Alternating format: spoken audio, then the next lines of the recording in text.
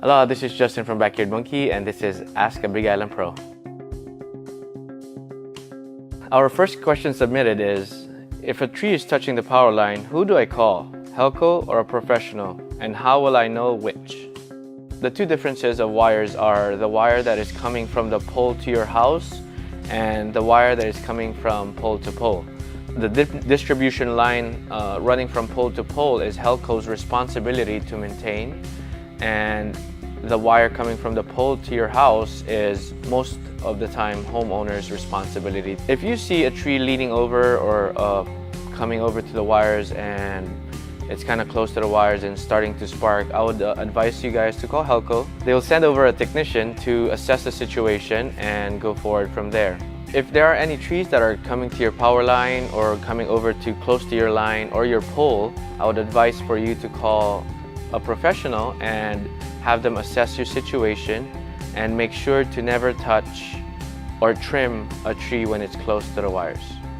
Second question is, if a tree is hanging over on your property, who is responsible for cutting it down?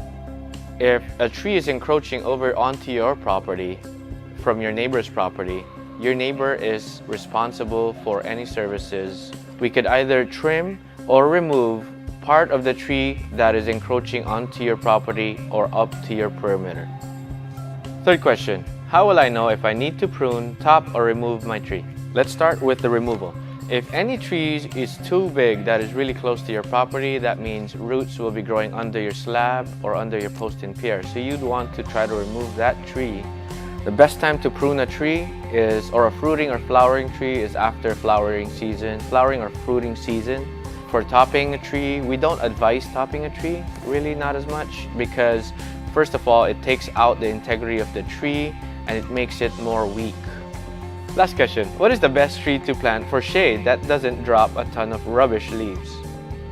Actually, there's a lot of trees. Putting a monkey pod, a koa tree, even ohia trees, even fruiting and flowering trees will be great as long as the diameter of the full growth of the tree is far enough from your house. Bonus tip for you, when you call a professional, make sure they're licensed. You can verify that by asking them for their pocket IDs. This is Justin from Backyard Monkey, and this is Ask a Big Island Pro.